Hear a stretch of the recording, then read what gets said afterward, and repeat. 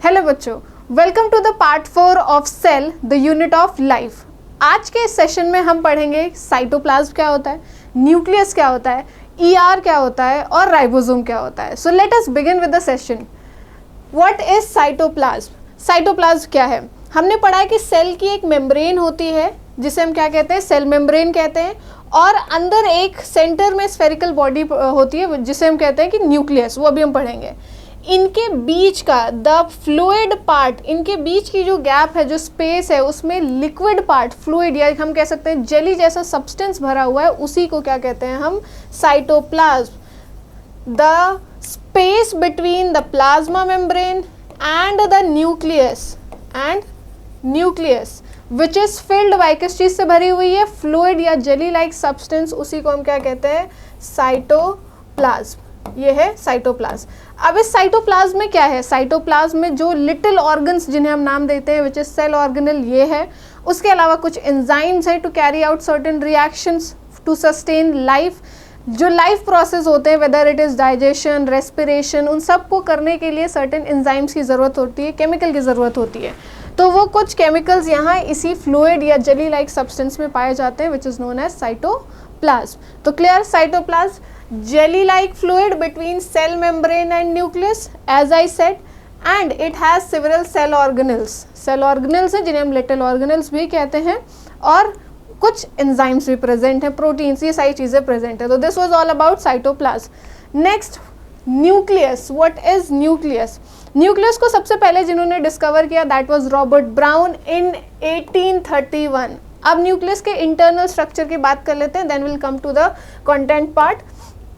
Nucleus का shape कैसा है, ये क्या है, दिस इज योर सेल, ये हमारा सेल है, और सेल के अंदर में ऑलमोस्ट मेजरली सेंटर में प्रेजेंट है एक स्फेरिकल गोल सी बॉडी जिसे हम क्या कहते हैं, न्यूक्लियस। ये हमारी न्यूक्लियस है। ओके, अब न्यूक्लियस को इन डिटेल एनलार्ज करके शेप बना के देख लेते हैं कैसा होता है। सबसे पहली चीज, nucleus is a double membrane structure. Nucleus कैसा है, डबल मेम्ब्रेन स्ट्रक्चर है। Just a second, double membrane structure यहां पर बना लेते हैं।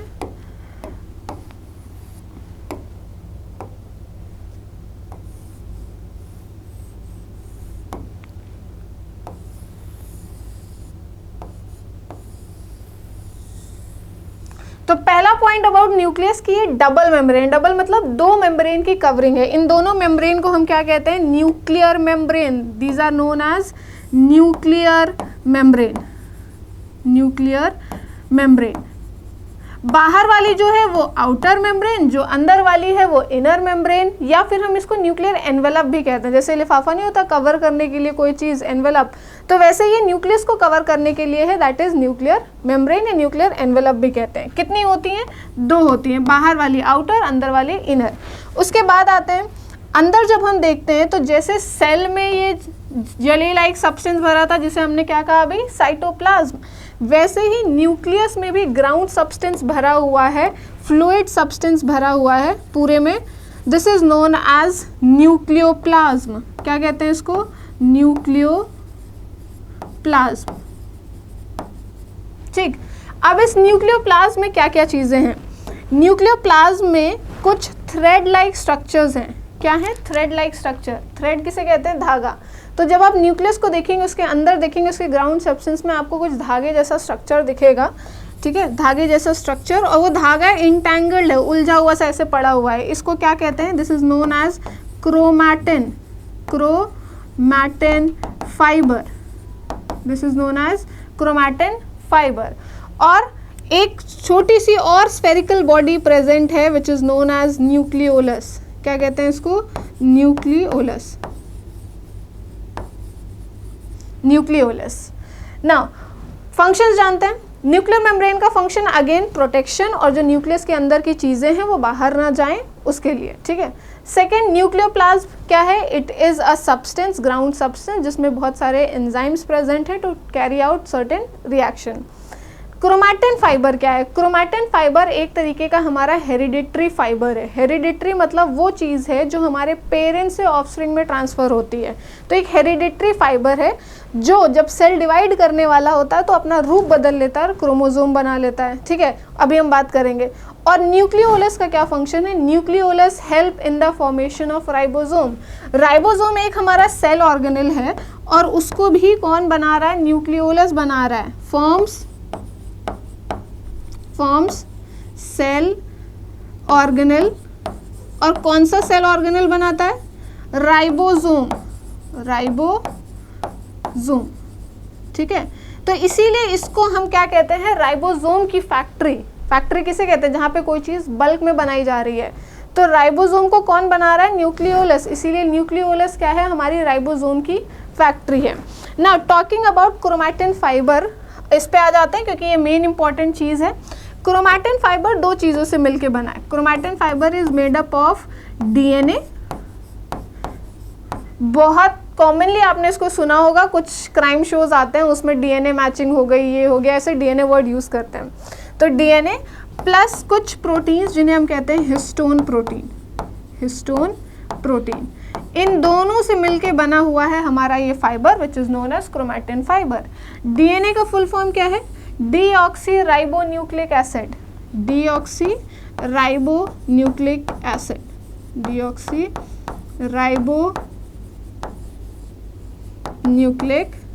एसिड।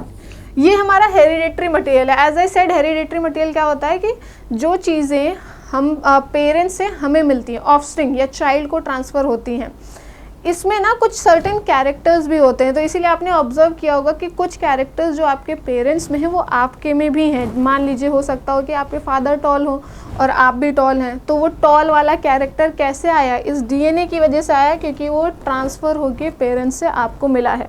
ठीक है, तो न्यूक्लियस इम्पॉर्टेंट क्यों है? क्योंकि न्यूक्लियस के अंदर एक ऐसी चीज़ है जो आपको आपके बॉडी के कैरेक्टर्स ट्रांसफ़र करती है from parents to offspring. Hereditary material है।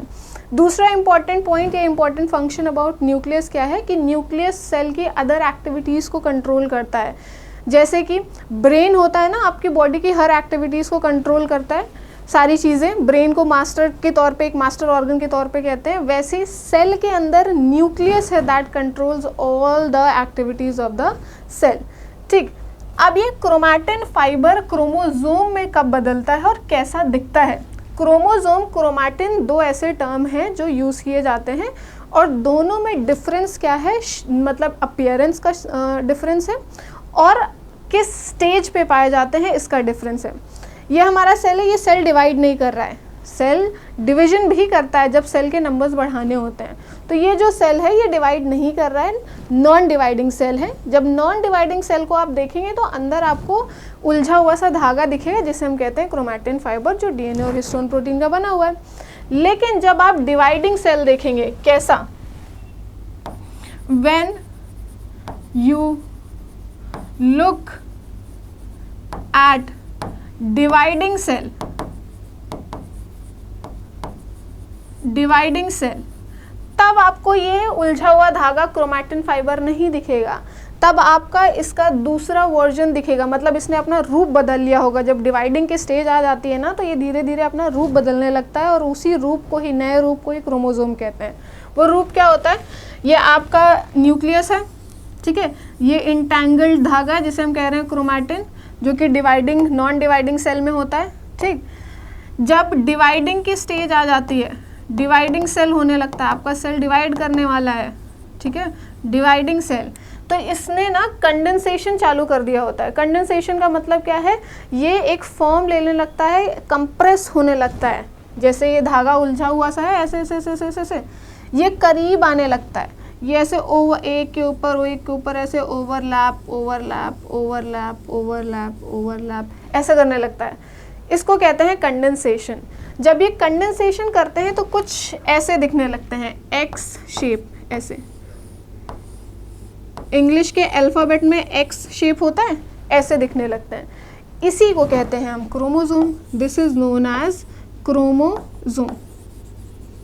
क्रोमोसोम, क्रोमोसोम और क्रोमैटिन में कोई डिफरेंस नहीं है। ये हमारा क्रोमैटिन था, क्रोमैटिन फाइबर था। बस डिफरेंस है कि आप किस स्टेज पे सेल को देख रहे हैं। अगर नॉन डिवाइडिंग स्टेज पे देख रहे हैं तो आपको ये उलझा हुआ सा धागा क्रोमैटिन दिखेगा। अगर आप डिवाइडिंग स्टेज पे दिखेंगे तो कंडेंस्ड हो चुका होगा वो धागा और आपको क्रोमोसोम दिखेगा। अवस्था का फर्क है, ठीक है। बनी एक ही चीज़ से है। क्रोमैटिन किस चीज़ से बना था? डीएनए और प्रोटीन से बना था। वही तो ओवरलैप होके बने, तो क्रोमोसोम भी डीएनए एंड प्रोटीन का ही बना होगा। तो डिवाइडिंग सेल जब आपको देखने को मिलेगा, जब आप देखेंगे तो आपको कुछ ऐसे स्ट्रक्चर देखने को मिलेंगे, एक्स, अल्फ़ाबेट एक्स जैसा, ठीक है, एक्स। और इसी को क्या कहते हैं हम? Chromosome. This is known as chromosome. Chromosome. अब क्रोमोसोम के अगर पार्ट्स की बात करें कि इसमें क्या क्या चीज़ें हैं, जो ये आर्म दिख रहे हैं, ये आर्म, ये एक आर्म, ये दूसरा, क्रोमोसोम के आर्म्स को कहते हैं हम chromatid. This is known as chromatid. Chromatid, ठीक है। वैसे ही नीचे प्रेजेंट है तो वो भी क्रोमैटिड है। और ये ऊपर के दोनों सेम एक जैसे ही क्रोमैटिड होते हैं, तो इनको हम कहते हैं सिस्टर क्रोमैटिड। अब ऊपर के दो क्रोमैटिड, नीचे के दो क्रोमैटिड एक पॉइंट से, एक जगह से ये क्या है? लिंक्ड अप है, जुड़े हुए हैं, ठीक है। इसको क्या कहते हैं? इसको कहते हैं centromere. This is known as centromere. This is known as centromere, ठीक है। तो क्रोमैटिन क्रोमोसोम के बीच में डिफरेंस समझ में आ गया। क्रोमैटिन ही है जो क्रोमोसोम बन जाता है, बस सेल आपका अलग स्टेज पे होना चाहिए। न्यूक्लियस समझ में आ गया, कवरिंग मेम्ब्रेन, ठीक है, न्यूक्लियोप्लाज्म और न्यूक्लियोलस। और फंक्शन भी समझ में आ गया होगा कि ये क्या है, सेल को कंट्रोल करता है। दूसरी चीज़, it has hereditary material which is transferred from parents to the offspring, ठीक है। अब क्या हर एक सेल में एक ही न्यूक्लियस होता है, या कुछ ऐसे सेल भी हैं जिनका बिना न्यूक्लियस हो सकता है? तो ज़रूरी नहीं कि एक सेल में एक ही न्यूक्लियस हो, एक से ज़्यादा भी हो सकते हैं। और कुछ कुछ ऐसे सेल्स हैं जिनमें न्यूक्लियस ही नहीं है, जैसे कि RBC, red blood cell, human में होता है, ठीक है।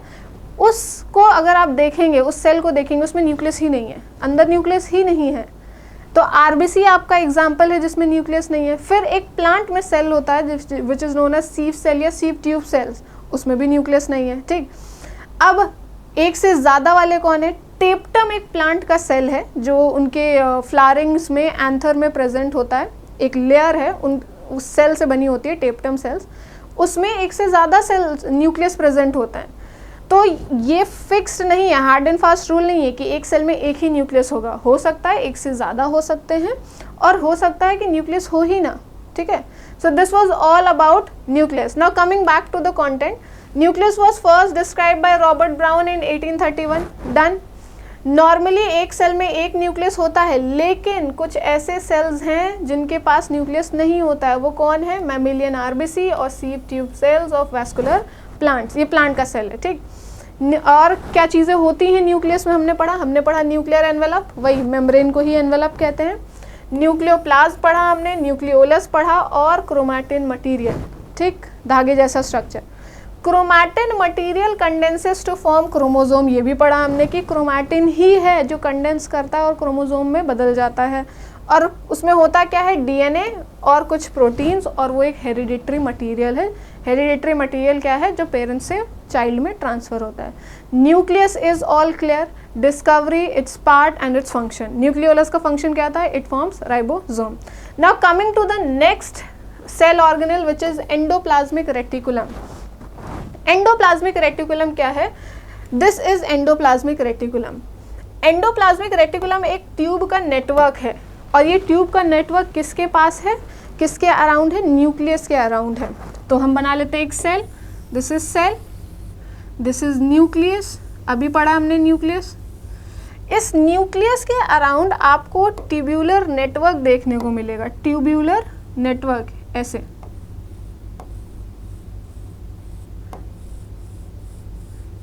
ऐसे एक ट्यूब्यूलर नेटवर्क देखने को मिलेगा। कुछ ट्यूब्यूलर नेटवर्क जो होंगे वो बहुत स्मूथ होंगे, बहुत ज़्यादा स्मूथ, एकदम स्मूथ टच दिख रहा होगा। और कुछ ट्यूब्यूलर नेटवर्क ऐसे होंगे जो थोड़े रफ दिख रहे होंगे क्योंकि उनके ऊपर कुछ दाने जैसा स्ट्रक्चर आपको दिख रहा होगा, जिसकी वजह से थोड़ा रफ अपीयरेंस आता है उनका, ठीक है। जैसे स्किन नहीं होती है, स्किन पे पिंपल्स आ जाते हैं तो रफ स्किन, स्मूथ एकदम विदाउट पिंपललेस स्किन है तो एकदम स्मूथ स्किन, तो वैसा ही कुछ है। कुछ ट्यूब्यूलर नेटवर्क्स के ऊपर स्ट्रक्चर्स प्रेजेंट है जिसकी वजह से रफ दिख रहा है तो उसे रफ एंडोप्लाज्मिक रेटिकुलम कहते हैं, और कुछ पे ऊपर नहीं उसे स्मूथ एंडोप्लाज्मिक। तो दो टाइप के एंडोप्लाज्मिक रेटिकुलम। तो पहली चीज about endoplasmic reticulum, it is a tubular network, tube का नेटवर्क है, मेम्ब्रेन बाउंड है, कवरिंग भी है, जैसे सेल के ऊपर सेल मेम्ब्रेन की कवरिंग, न्यूक्लियस के ऊपर न्यूक्लियर मेम्ब्रेन की कवरिंग, तो इसके ऊपर भी मेम्ब्रेन की कवरिंग है, ठीक। ट्यूब का नेटवर्क, मेम्ब्रेन की covering. Now it is of two types है ना, it is of two types. पहला टाइप मैंने बोला कि बहुत स्मूथ दिख रहा होगा, दूसरा टाइप थोड़ा रफ दिख रहा हो। तो जो स्मूथ दिख रहा है उसको हम SER कहते हैं, स्मूथ एंडोप्लाज्मिक रेटिकुलम, और जो रफ दिखता है उसे हम RER कहते हैं, rough endoplasmic reticulum. This is smooth and this is rough, this is rough. अब इसको रफ क्यों कहते हैं, इसके ऊपर एक्स्ट्रा क्या है जिसकी वजह से रफ दिख रहा है? इसके साथ क्या अटैच्ड है? राइबोसोम। राइबोसोम एक तरीके का सेल ऑर्गेनल है, will have a look in this session only. तो ये रफ क्यों है? बिकॉज राइबोसोम आर अटैच्ड, ठीक है, इससे राइबोसोम अटैच्ड है और यहाँ पे कोई राइबोसोम अटैच नहीं है जिसकी वजह से स्मूथ। इनके फंक्शंस क्या है, काम क्या है? स्मूथ एंडोप्लाज्मिक रेटिकुलम के पास क्योंकि राइबोसोम नहीं है तो वो प्रोटीन, राइबोसोम का काम होता है प्रोटीन बनाना, अब उसके पास तो है ही नहीं तो ये प्रोटीन नहीं बनाते हैं। ये क्या बनाते हैं? They form lipids. What they form? They form lipids, ठीक है। और क्या बनाते हैं? स्टेरॉइड्स बनाते हैं। स्टेरॉइड्स नाम सुना होगा, अक्सर जो जिम करते हैं लोग वो स्टेरॉइड्स लेते हैं, ठीक। They form lipid and steroids. अब कुछ स्पेशल सेल्स हैं, उनकी उन ऑर्गन के सेल्स में ये लिपिड नहीं बनाते हैं, ये कुछ और काम करते हैं। जैसे लिवर का सेल ले लिया हमने, लिवर का जो सेल है उसके अंदर जो प्रेजेंट स्मूथ एंडोप्लाज्मिक रेटिकुलम है वो डिटॉक्सिफिकेशन में हेल्प करता है। आपने कोई पॉइजन ले लिया है या कोई ड्रग ली है या किसी भी तरीके का कुछ ऐसा लिया है जो टॉक्सिक है आपके लिए, तो उसको रिमूव करना, डिटॉक्सिफाई करना या डिटॉक्स, उसके लिए यूजफुल होते हैं। तो इसका अनदर फंक्शन क्या हो जाता है? इन लिवर सेल, किसमें? लिवर के सेल का SER, ठीक है। In liver cell they help in detoxification, ठीक है, डिटॉक्सिफिकेशन में हेल्प करते हैं। उसके बाद अगर मसल के सेल्स हैं, मसल्स आपकी बॉडी के जो मसल्स हैं, अगर मसल्स के सेल्स हैं और उसका आप SER देखेंगे तो उसका काम होता है टू स्टोर कैल्शियम। मसल्स में क्या है? इन मसल सेल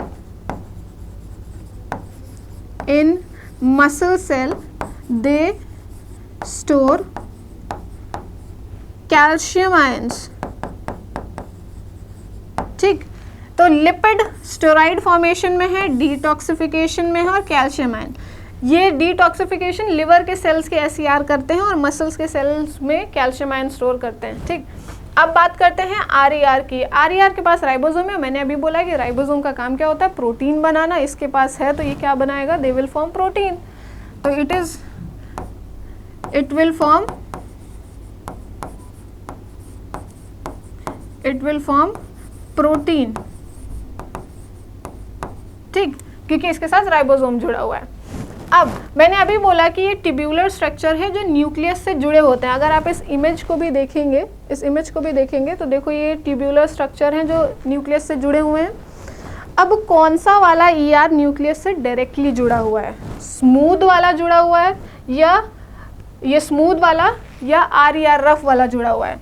तो जो RER है, RER ये जुड़ा हुआ है directly to the nucleus. RER के बारे में क्या है? It is attached to the nucleus. ठीक है, स्मूथ वाला डायरेक्टली अटैच नहीं होता है, और न्यूक्लियस ऐसा नहीं है कि न्यूक्लियस के अंदर इंटरनल पार्ट से अटैच्ड है, उसकी मेम्ब्रेन से अटैच है, न्यूक्लियर मेम्ब्रेन जिसे कहते हैं। So this was all about endoplasmic reticulum. अब एक चीज़ देखिए कि है तो ये दोनों एंडोप्लाज्मिक रेटिकुलम ही है ना, बस थोड़ा सा अपीयरेंस की वजह से नाम अलग हो गया है। एक बना रहा है लिपिड और दूसरा बना रहा है प्रोटीन। हमने फर्स्ट पार्ट में सेल के पढ़ा था प्लाज्मा मेम्ब्रेन, और वहाँ पढ़ा था कि plasma membrane is made up of lipid and proteins. ठीक है, लिपिड एंड प्रोटीन्स पढ़ा था, जिनको लिपोप्रोटीन्स भी कहते हैं। तो क्योंकि ईआर के दोनों वो चीज़ें बना रहे हैं जो मेम्ब्रेन को बनाने में हेल्प होती है, एक लिपिड दूसरा प्रोटीन, तो ये एक और ये दोनों मिल के एक प्रोसेस करते हैं which is known as membrane biogenesis. क्या कहते हैं? Membrane biogenesis. यहाँ पे लिख लेते हैं स्टार बना के। They help in the formation of cell membrane, so that is, उस प्रोसेस को क्या कहते हैं? that is known as membrane biogenesis. What it is known as? membrane biogenesis. ठीक है, तो अगर कोई पूछता है कि मेम्ब्रेन बायोजेनेसिस कौन कराता है, तो मेम्ब्रेन बायोजेनेसिस आपके ईआर कराते हैं, एंडोप्लाज्मिक रेटिकुलम। अब आ जाते हैं टेक्स्ट पे। टाइनी ट्यूब्यूलर स्ट्रक्चर है। ठीक, दो तरीके के होते हैं, rough and smooth. Rough endoplasmic पे राइबोसोम होते हैं। Rough is frequently observe in the cells, actively involve in क्या बनाते हैं? Protein synthesis. ठीक, और ये extensively and continuous with the outer membrane of nucleus, जैसे मैंने बोला कि न्यूक्लियस की आउटर कवरिंग से अटैच होते हैं। स्मूथ की बात करते हैं, एसईआर। राइबोसोम्स यहाँ नहीं होते हैं, और ये क्या बनाते हैं? लिपिड बनाते हैं। क्लियर है? Now coming to the next, that is ribosome. Ribosome को डिस्कवर किसने किया या देखा किसने सबसे पहले? George Palade. ठीक, ही डिस्कवर्ड इन 1953। अब जो राइबोसोम है, अभी तक आपने पढ़ा ईआर पढ़ा कि इस पे मेम्ब्रेन की कवरिंग है, मेम्ब्रेन ट्यूब्यूलर स्ट्रक्चर। राइबोसोम एक लौता ऐसा सेल ऑर्गेनल है जिसके ऊपर कोई मेम्ब्रेन की कवरिंग नहीं है। It is membrane less cell organelle. ठीक है, now let us look at the image of ribosome. This is ribosome. Ribosome की बात करते हैं। राइबोसोम का पहले तो फंक्शन एक ही काम करते हैं, बहुत प्रोमिनेंट है। अभी ये राइबोसोम देखा था कि राइबोसोम को भी कौन बना रहा था? न्यूक्लियस के अंदर प्रेजेंट न्यूक्लियोलस। इसका काम क्या है? Protein synthesis. Protein synthesis. ठीक, इसीलिए इनको क्या कहते हैं? Protein factory of the cell. क्या कहते हैं? They are known as protein factory of the cell। ठीक है, मेम्ब्रेन लेस होते हैं, दिस आई सेड। मेम्ब्रेन होती नहीं है इन पे, मेम्ब्रेन लेस। ये एक्चुअली दो यूनिट से मिलके बने होते हैं, एक बड़ी यूनिट लार्जर यूनिट और एक छोटी यूनिट स्मॉलर यूनिट। ऐसे कुछ अगर आप इस शेप को भी देखें तो एक ये बड़ी यूनिट, ठीक है, और दूसरी नीचे एक ये छोटी यूनिट। ये दोनों ही यूनिट आके बस जुड़ जाती है, इस पे किसी भी तरीके की मेम्ब्रेन की कवरिंग नहीं है। अब जो बड़ी है उसको लार्जर यूनिट कहते हैं, this is known as larger unit, and this is smaller unit.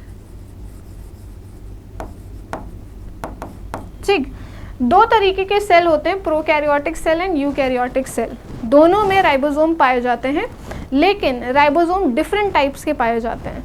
हम बात करते हैं अगर प्रोकैरियोटिक सेल की, प्रो और यूकैरियोटिक सेल की, तो जो प्रोकैरियोटिक में पाए जाते हैं वो कैसे होते हैं? 70S टाइप वाला राइबोसोम। राइबोसोम की दो टाइप्स होती हैं, 70S and 80S।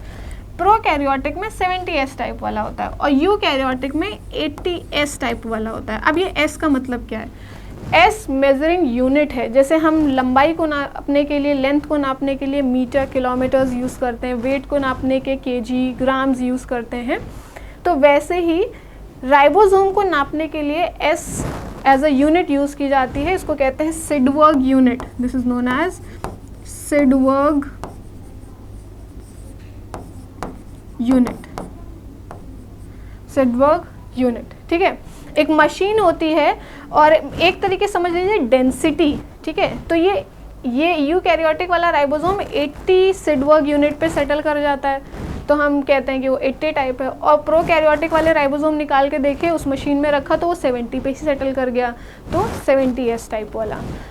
Function protein synthesis, protein factory कहा जाता है। मेम्ब्रेन लेस होते हैं, प्रोकैरियोटिक यूकैरियोटिक दोनों में होते हैं, और एक 70S और दूसरा 80S, 2 यूनिट से मिलकर बने। इसमें मैंने कहीं बताया कि इसके ऊपर मेम्ब्रेन की कवरिंग है, नहीं ना, बस 2 टुकड़े आके जुड़ गए हैं और वही राइबोसोम है, ठीक। Now let us have a look at the content. These are non-membrane granular structure. As I said कि इन पे मेम्ब्रेन नहीं है। Composed of ribonucleic acid and protein, किस चीज़ के बने हैं? RNA and protein। यूकैरियोटिक में कितना, कौन सा टाइप वाला होता है? 80S। प्रोकैरियोटिक में कौन सा टाइप होता है? 70S, ठीक है। I hope ribosome is clear. This is ribosome. And this was all about today's session. Hope you like this session. Do write your feedback in the comment section and do subscribe our channel. Stay tuned for part 5 of Cell, the fundamental unit of life. Thank you.